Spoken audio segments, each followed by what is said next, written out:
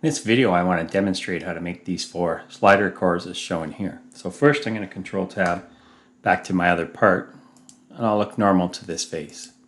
The other thing I want to do for this upper block, I'm going to right click on it here in the feature tree, and I'm going to make it transparent. Now on this face, I'm going to insert a sketch. So I'm going to select the face, select sketch, I'm just going to click in white space to clear it out. And I'll zoom in a bit on this side, and this is where I'm going to start my sketch. So I'm going to select the line tool, and I'm going to start my sketch over here. Just come down on an angle, and across, up on an angle, and then back over here to close it off, and I'll push escape. I want to add a center line next.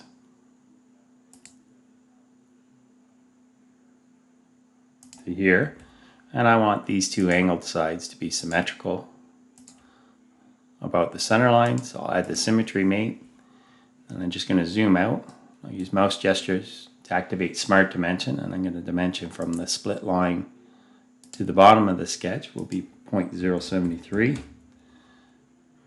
And this entity here will be 0.2.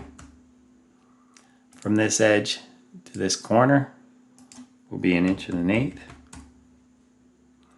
And this will be 1/2 inch long. Then I'll make the included angle here 5 degrees.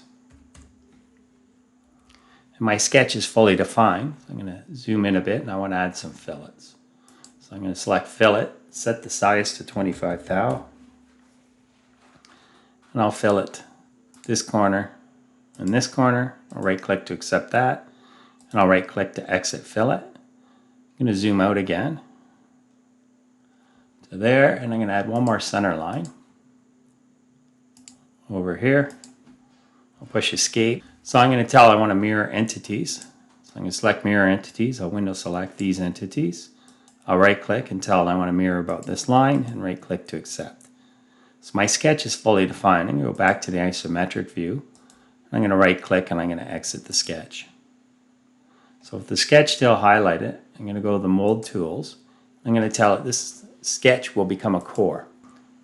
So here I've told it I want to use this sketch for the core. We're going to start from this face. It's going to cut through the upper block. I want to add 1 degree of draft. I'll make my distance 0.730, and I'm going to tell it to cap the ends. Direction 2, I'll leave it 0, and I'll say OK. And then I've created these 2 cores. They're automatically transparent because this was transparent.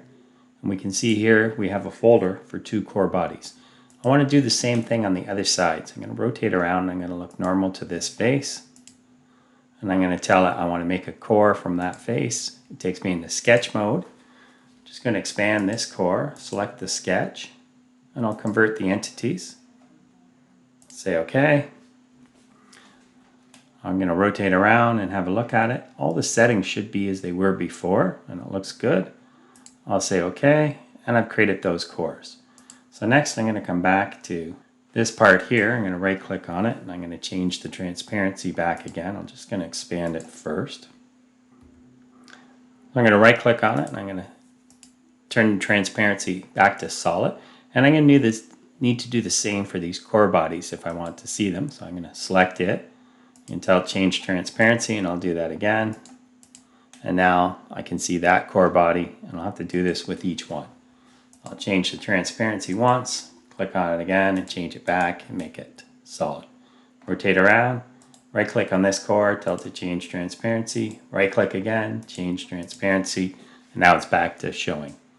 One last time to this last core. And now we can see the cores. I'm just going to rotate around a bit. I'll put it into the isometric view. And from the drop-down menu, I want to select Insert, Exploded View.